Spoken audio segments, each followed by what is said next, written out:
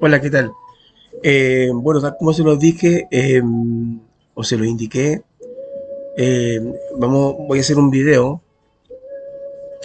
respecto a lo que es la potencia en régimen alterno, que es la última materia que hemos estado pasando, el circuito eléctrico, en red eléctrica. Recuerden que en el primer semestre era fácil calcular la potencia R por I cuadrado, B por I, B cuadrado sobre R, se acabó, porque el voltaje y la corriente estaban en fase, iban las dos juntitas. Pero en régimen alterno, como hemos visto, cuando metemos condensadores y bobinas, la corriente o se adelanta o se atrasa con respecto al voltaje. Entonces ya no podemos calcular la potencia de la misma manera. ¿Ya? Hay que considerar el ángulo de fase. ¿Ok? Entonces la idea es ahora aclarar el tema y además mostrarle un ejercicio guiado para que vean la modalidad o los pasos para la resolución de un problema de cálculo de potencia, que son muy sencillos, ¿ya? No es tan complicado, ¿ya? Voy a pedir disculpas, pero ando súper enfermo. Llegué mal de Santiago, pero bueno, eh, vamos hacia adelante, ¿de acuerdo? Así que les pido disculpas si todos o no se me entiende un poquito bien, ¿ya? Bueno, voy a tratar de hablar fuerte, ¿ya? Las tres potencias que están asociadas a un circuito eléctrico en régimen alterno son potencia activa, potencia reactiva y la potencia aparente. Esas son las tres potencias que hay. ¿Ya? Partamos con la primera, que es la activa. La potencia activa es la que realmente está asociada al trabajo que realiza un circuito, o un equipo, o una unidad. Por ejemplo, si tengo un motor, la potencia activa estaría relacionada con el movimiento del eje del motor. ¿Ya? Ahora, para que se mueva el motor, se requiere un campo magnético. Ese sería asociado a la potencia reactiva. ¿Ya? Entonces, esa potencia reactiva no es movimiento, pero es necesaria su existencia para que se genere el movimiento del rotor. ¿Ya?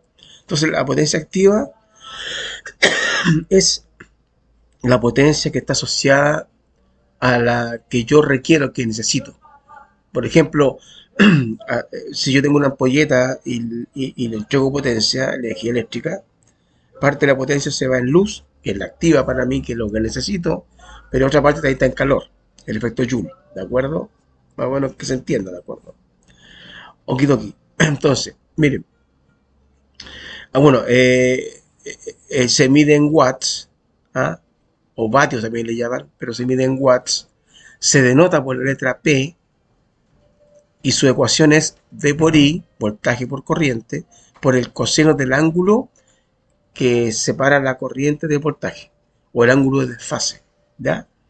Este ángulo es fácil sacarlo, lo podemos sacar de la impedancia, ¿vale? En forma polar. Está el módulo y el ángulo, ahí está, que es el mismo el de la corriente, lo coseno cambiado porque como está debajo se pasa dividiendo, se resta, pero no hay drama. Ese es el ángulo de desfase entre el voltaje y la corriente y está integrado en la impedancia, ¿ya? Porque hemos considerado que el voltaje siempre parte de cero, así que el ángulo es el mismo, de desfase, ¿ya? ¿Ok? Hemos considerado así que la señal parte de cero y no desfasada, ¿ok? Así es más sencillo ver el ángulo, ¿ya?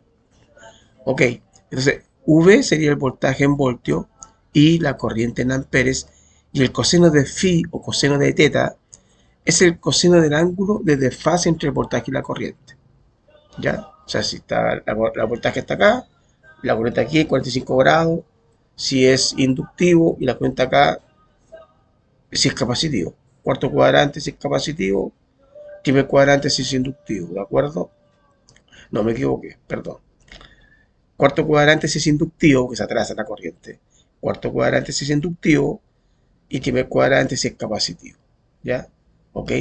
En régimen alterno, cuando tengo bobinas o un circuito predominantemente inductivo, la corriente se atrasa. Está en el cuarto cuadrante. Si es más capacitivo que inductivo, la corriente se adelanta, o lo que es lo mismo decir, el voltaje se atrasa. ¿Ya? Ok. Entonces, ese es el ángulo de desfase. ¿Ya? Siempre lo ideal que en un equipo no exista ángulo de desfase. Así toda la potencia sea activa activa y no a reactiva. ¿Ya? Ya lo explico con un ejercicio. La segunda potencia es la potencia reactiva. Es la potencia que no hace un trabajo útil, pero que se requiere para el funcionamiento del dispositivo. Por ejemplo, en un motor, la potencia reactiva está asociada al campo magnético. ¿Ya? Y el campo magnético es la que genera el movimiento. O sea, es necesaria que parte de la potencia que yo entrego se vaya a campo magnético y la otra parte se vaya a movimiento. Entonces tengo una reactiva, campo magnético, que una activa, que es el movimiento del rotor. ¿Ya? Entonces, claro, lo ideal es que ojalá sea lo mínimo posible que la potencia sea reactiva, para que todo se me vaya activa, pero no es así. ¿Ya? De hecho, el rendimiento de un motor se mide por su ángulo de desfase entre el voltaje y la corriente. Mientras más pequeño sea el desfase, mejor, porque tiende a 1. Ya lo voy a explicar eso ya cuando veamos el factor de potencia. ¿Ya? Bueno, su fórmula es Q, se denota por la letra Q, y se mide en volt ampere reactivos. O sea, para indicar que estamos hablando de una carga reactiva, inductiva o capacitiva. ¿Ya? Entonces, es en volt ampere reactivo. Su fórmula es Q, se denota por la letra Q, V por I, pero ahora por el seno del ángulo. Recuerde que cuando son elementos imaginarios o reactivos, el seno siempre apunta al cateto opuesto, porque está en el eje imaginario. En cambio, la activa está asociado más a lo que es resistivo, que estaría en el cateto adyacente, que es por el coseno. De ahí viene, ¿ya? Se va a entender más cuando le enseñe a colocar geográficamente el tema de las potencias y forman un triángulo. Se llama el triángulo de las potencias. Ahí se van a dar cuenta que una es por coseno, otra es por el cateto opuesto, por el seno, evidentemente. Entonces ahí queda definido mejor la fórmula, ¿ya? Entonces, sería Q, por la cual se denota la potencia reactiva, voltaje por corriente por el seno del ángulo que forma la corriente con el voltaje, ¿ya? Aquí está bien clarito, ¿ya? La potencia reactiva no se consume en el circuito, pero contribuye al funcionamiento. Ya es lo que hemos explicado antes. Finalmente está la potencia aparente, que la potencia aparente es la combinación de la activa con la reactiva. ¿Ya? Es una medida de la potencia total que se entrega y que tiene que ver mucho con la eficiencia energética. ¿Ya? Porque la eficiencia energética es la potencia útil dividido por la total entregada. ¿Ya? Mientras más cercanos sean ambas, evidentemente que el rendimiento aumenta. Hay multiplicado por 100 porque te da el 90%, 80%. ¿Ya? Bueno, eso ya lo explica ya cuando damos eficiencia. Se denota por la letra S, la aparente, por la letra S, y no es nada más que el producto de los módulos de voltaje por corriente. Ahí muere todo. ¿Ya? Voltaje en volts, la corriente en amperes, y se denota, perdón, y su unidad es el volt ampere. No es el watts, ojo con eso. Ya es volt ampere, para poder indicar que se trata de la potencia aparente, la que se está entregando, ¿de acuerdo? La que es watts está asociada al movimiento del motor, y la que es volt ampere reactivo es la que está asociado a lo que es el campo magnético, ¿ya? Bueno,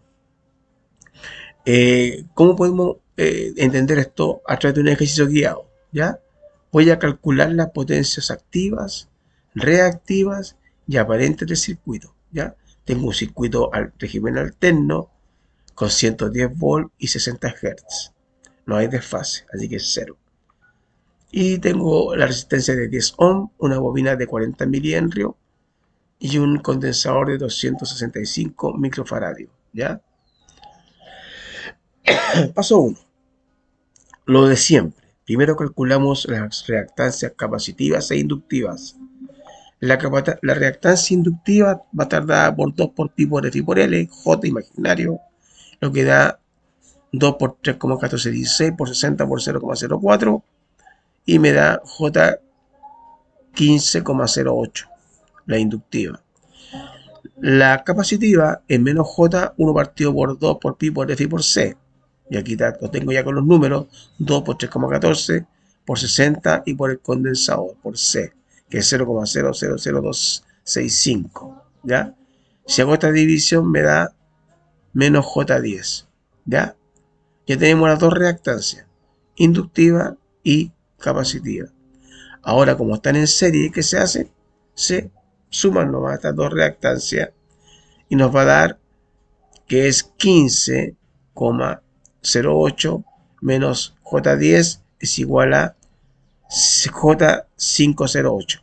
El hecho de que la reactancia me dé positiva ya significa que el circuito es predominantemente inductivo, porque si me hubiese dado negativo, hubiese sido un circuito predominantemente capacitivo, porque el condensador es negativo. Recuerden que la reactancia capacitiva es negativa y la reactancia inductiva es positiva.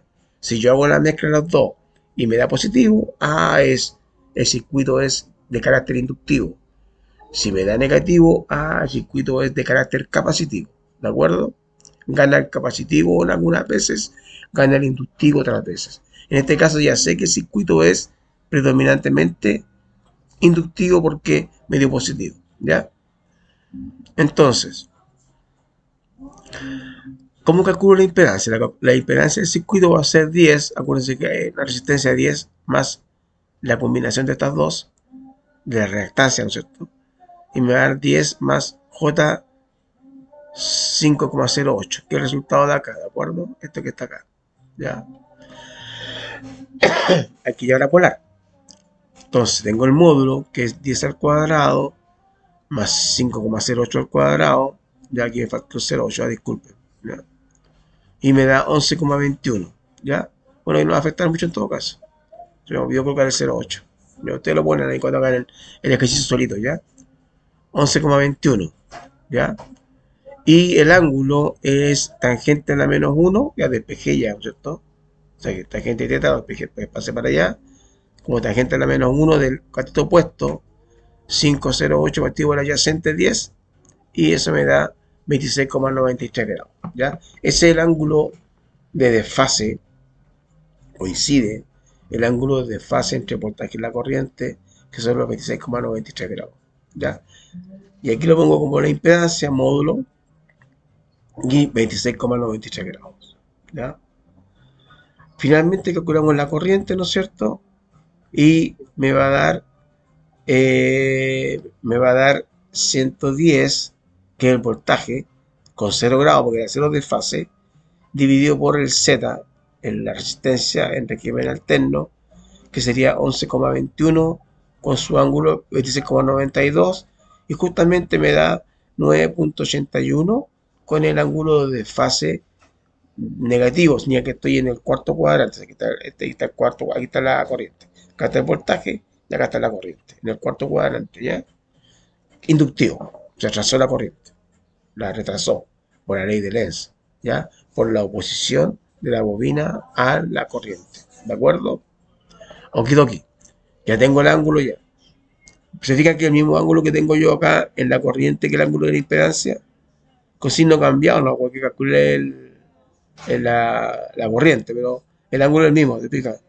¿Ya? Es el mismo, ¿ya? Bueno, pero tiene signo negativo. Eso es importante, ya lo voy a explicar por qué.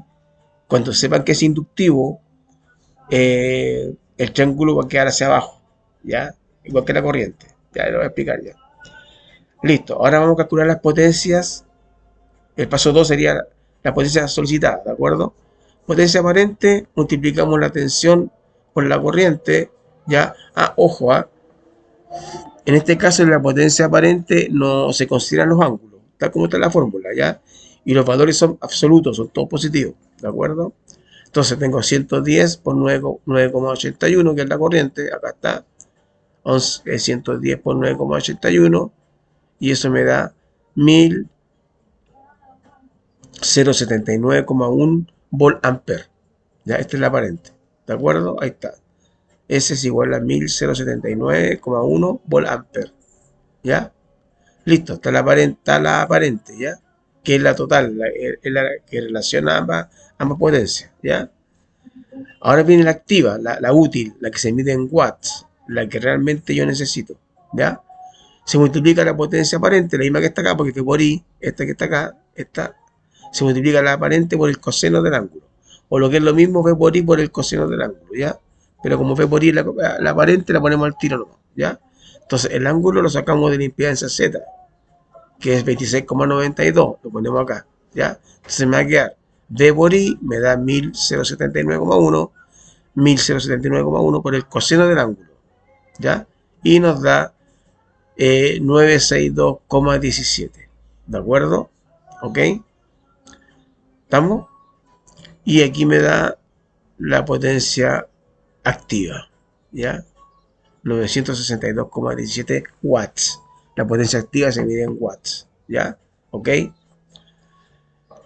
Acá está lo mismo que lo... Pongamos el ángulo negativo o positivo, porque el coseno en el cuarto cuadrante siempre es positivo, así que da lo mismo, ¿ya? Pero hay que tener claro que es un circuito inductivo, ¿ya? Finalmente, calculamos la potencia reactiva, ¿ya? Y se multiplica la potencia aparente por el seno del ángulo, ¿ya? Y va a dar 1079,1 por el seno del ángulo, que es 26,92, 1079,1, 26,92, y eso le da 488,56 volt amper reactivo, ¿ya? Se dice en este caso que la potencia está en atraso por tratarse de un circuito predominantemente inductivo. ¿Ya? Y a ti llega el ejercicio, ¿de acuerdo? ¿Ok? Sacaron el Q. Esto es lo que se esto es lo que se está gastando en potencia reactiva. 488,56 por ampere reactivo. Y de la activa, 962. ¿De acuerdo? O sea, es casi la mitad. Si no está más de la mitad, casi. Se nos está yendo en potencia reactiva. Lo cual no es bueno. Ya no es bueno. ¿Ok? Cuando veamos el factor de potencia, ahí vamos a darnos cuenta cuándo es bueno y cuándo es malo, ¿ya? Pero en este caso tenemos mucha potencia tirada a lo que es la parte reactiva, ¿ya? Bueno, se dice que en este caso la potencia está en atraso. Recuerden que la corriente dio con ángulo negativo, es inductiva. Así que si la corriente está en atraso, la potencia está también la reactiva en atraso por tratarse de un circuito predominantemente inductivo, ¿ya? Bueno, esto es para que empiecen a soltar la manito, vean el documento, también se lo voy a enviar, y en clases reafirmamos los contenidos que estamos viendo, ¿ya? Ya pues, jóvenes, nos vemos esta semana. Chao, chao.